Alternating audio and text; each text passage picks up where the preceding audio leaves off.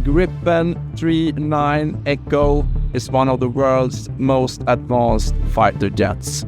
And today I have taken myself all the way to Linköping, Sweden to see just how good it is. So strap in and let's go.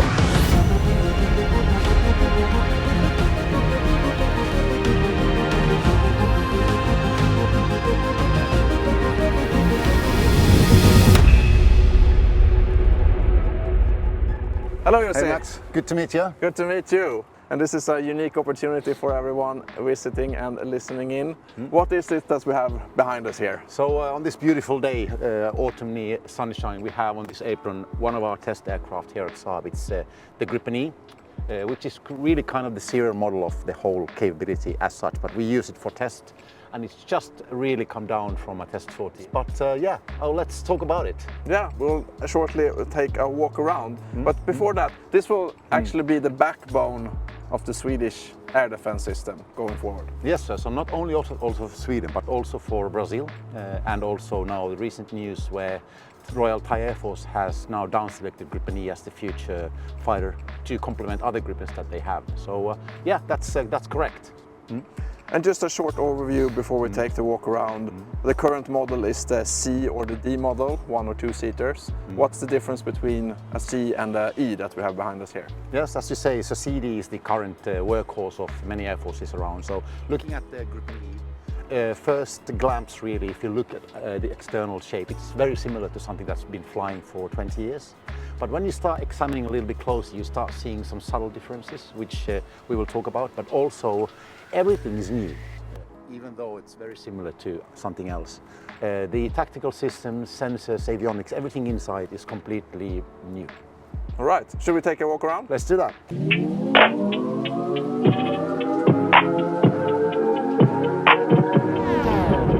Okay, you see now we've made our way slightly to the back of the aircraft, but we're still way in the front. So what is new here? So the first thing that you would kind of lay your eyes on maybe would be this new little nod head of the canopy here. And this is an IR scanner, so designed to look at small temperature sources up in clear air at very long distances, maybe 300, 400, 500 kilometers. So you'll get a very precise angle that in this direction you'll have maybe a stealthy aircraft or any other aircraft. So used when you have 2 aircraft, you get the 2 angles, and then you can triangle it and you get also the distance. And you can do this completely passively without emitting anything.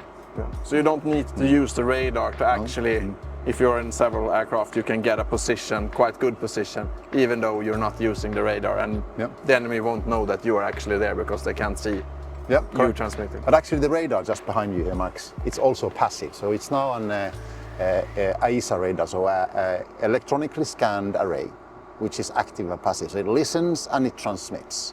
So it's electronically scanned, so suddenly you have not only one radar, but 1,000 radars. So all the transmitter-receiver modules can send radar beams within fractions of seconds, looking at the air, surface and ground simultaneously.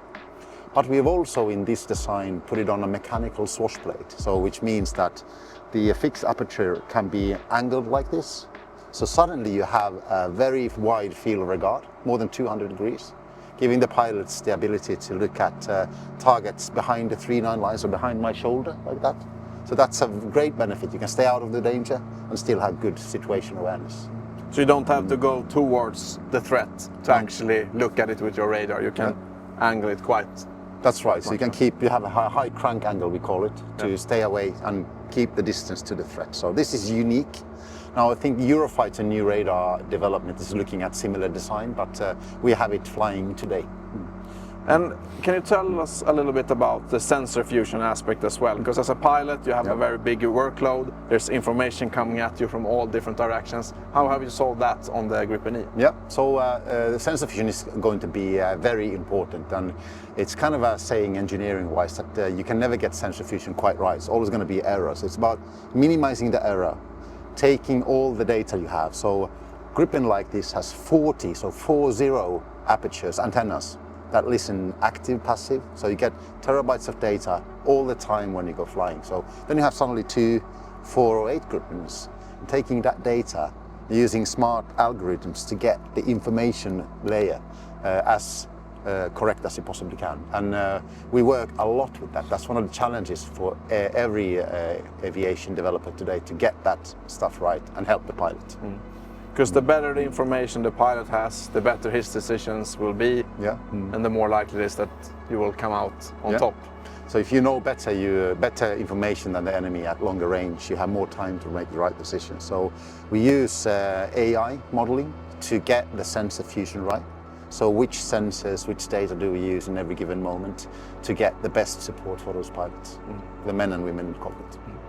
And that's great. And so the radar, the IRST, what are these small little things here? So these things are really instruments to provide air data for the pilot. You have in an aircraft like this normally 2 air data systems. So they give air data. You have the pitot tube, that metallic tube in front. And also there's another one just on the leading edge of the fin over there. So those give dynamic and static data. Then you have static data, pressure givers, sensors like these. And then you have these things that look at angle of attack, so your angle on the air when you fly in different speeds. And also a side slip meter like these. So gives a lot of information to the aircraft on the flight dynamics that then get presented to the pilot. So it's all part to make sure that you are flying correctly and have all the data. Yes.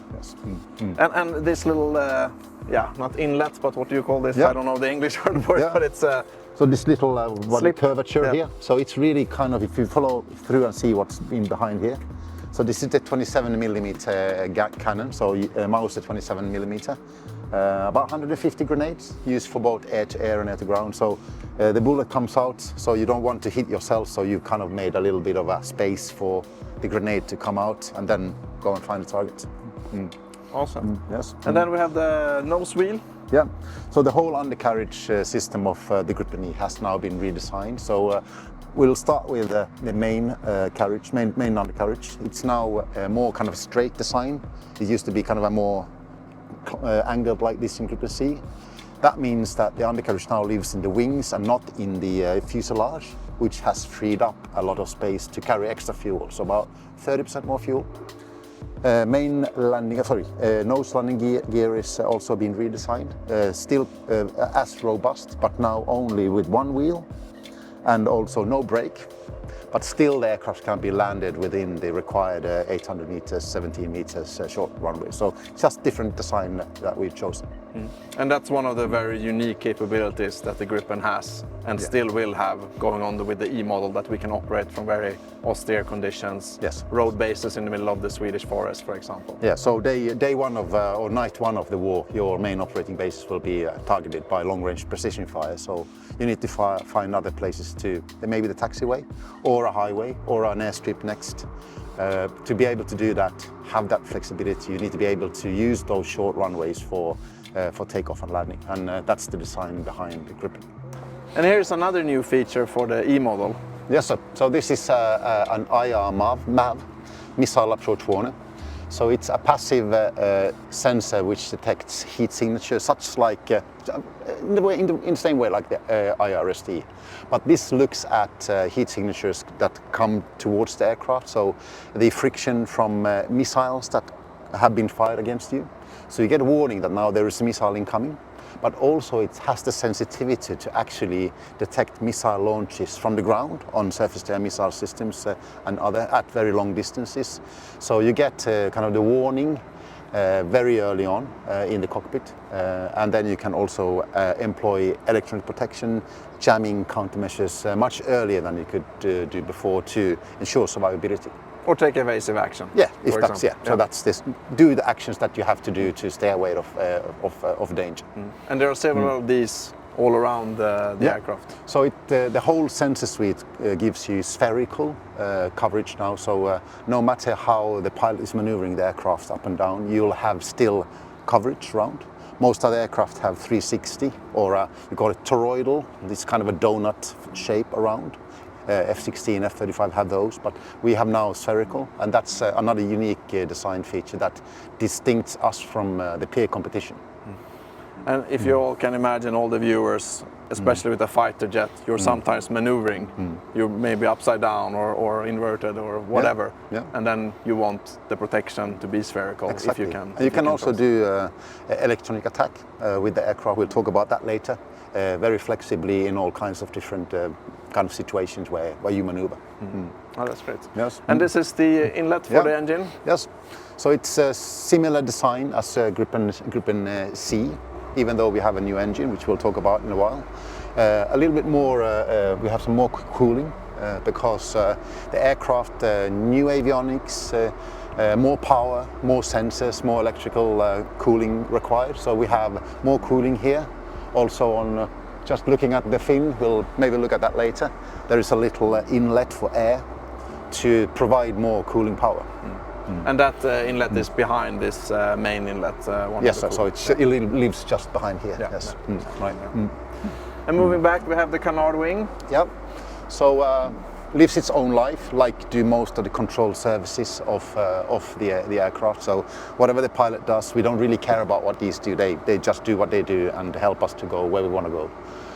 Fly-by-wire, easy to maneuver.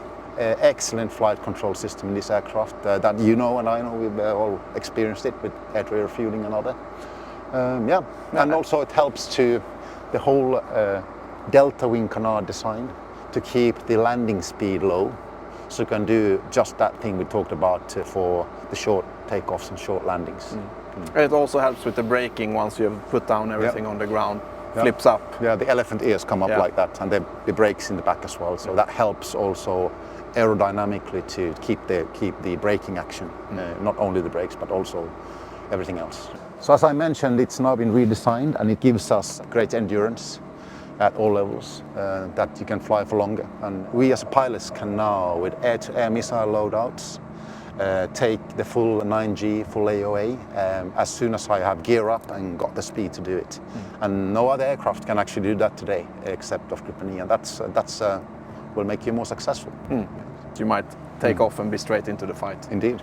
Yes. And this is, I think, for me as a former Gripen CD pilot, the main feature that's new. The RST, of course, this little bulge in front of the cockpit, but these very big weapon pylons on the side. Talk about them, you think. So externally, this is a whole new design. We call them canoes because they look like canoes. They generate quite a lot of drag, but also they have the electronic warfare suite living in here, which you really need. So gallium nitride E-scanned, so AESA antennas. And that means that you can look very flexibly where you want to listen or transmit, jam. Also has very high output power with the gallium nitride semiconductor, which allows that high power output easier with less cooling required. So ideal position, so on both ends of the wings you have sensors here and in the back end as well. So then next to that, so this is the so-called pylon one. I can actually also mention while I remember it. There lives an IR missile directly on this antenna here, which has been a quite clever engineering solutions to allow cooling, electronics, missiles being fired with the plume and the hot heat and everything else. So they've made fantastic design, I must say. Other pylons behind you, Max, here is pylon 2. You have pylon 3. We have something called pylon 4, which is on the other side of the nose where we put the targeting pod. And then we have pylon 5, left, right and center. So added now 2 more pylons. So on the belly you can put 3 weapons, so 3 hard points.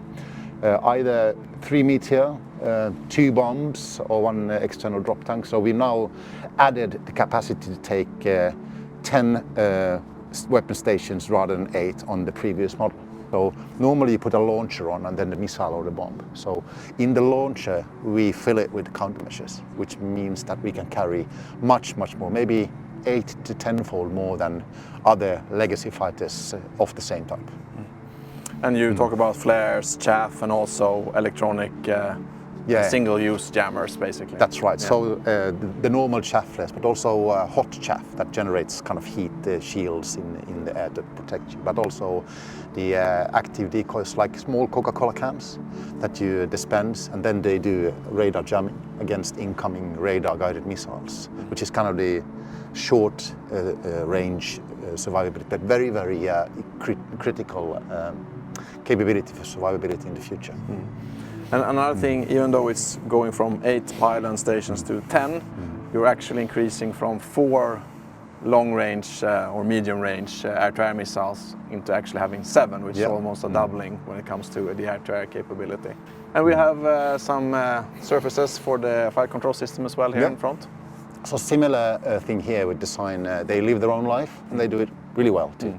And us as pilots, we only decide where to go, and then the flight control system helps direct which surfaces it wants to use to maneuver the plane to that position. It prevents you from doing any stupid things, so you can't overstress or stall or get into any funny situations. It will take care of the situation for you, which is good.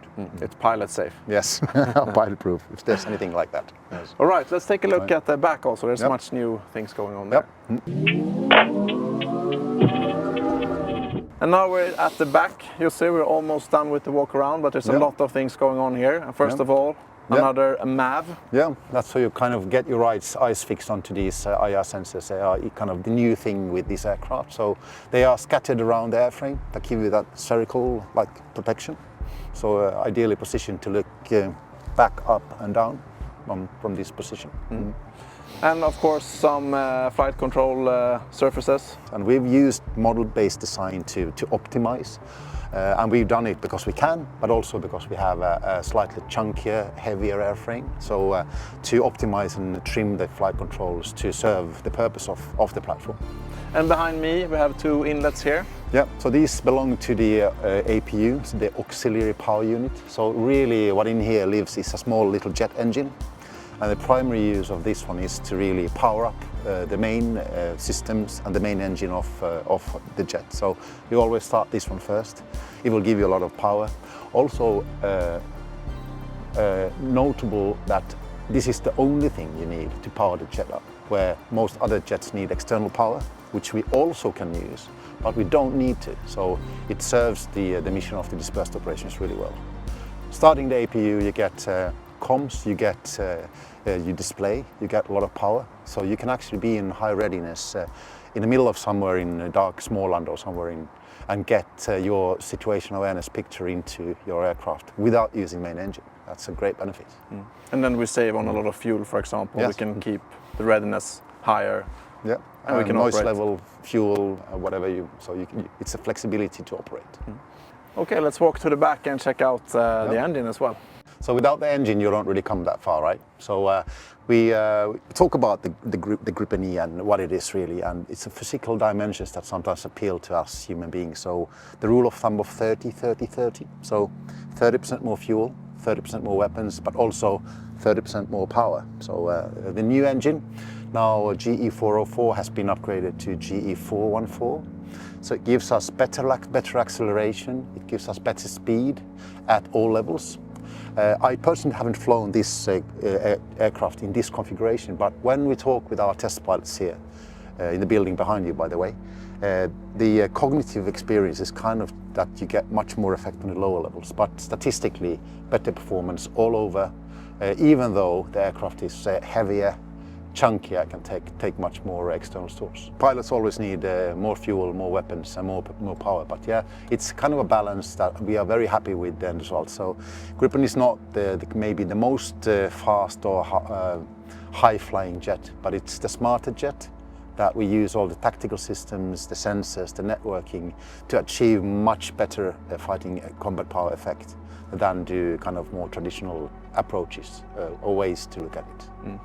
And the smaller frame and the smaller size compared to other twin-engine Western fighters, for example, or fifth-generation fighters, is also something that's an advantage when it comes to operating from dispersed locations. So the easiness of serviceability, availability, which is unmatched, I dare to say, when we look at open source material. So you can actually replace, it's kind of this urban legend in maintenance that you can exchange an engine in 1 hour in Gripen, but I have now actually seen it. Some months ago when we had a demonstration here in Linköping for a customer, we replaced an engine with 4 people within 46 minutes. So it's not a legend, it's the truth now. I've seen it with my own eyes.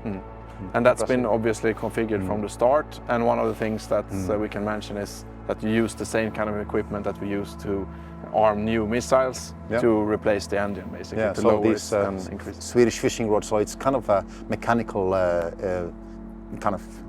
easy instrument that works in every condition. It's no electrics. So you use 3 of those and a little engine bed, so you can lift down the engine and then roll it away and put another one in. So very modular and very clever design. All right, Jussi, thanks so much for giving us a tour around the Gripen E. My pleasure. Thank you so much. Thank you. Thank you. I hope you have enjoyed this unique view into one of the world's most advanced fighter jets. Now it's time for me to pack my bags and get back home. Thanks for watching. Don't forget to like, subscribe, and until next time, fly safe.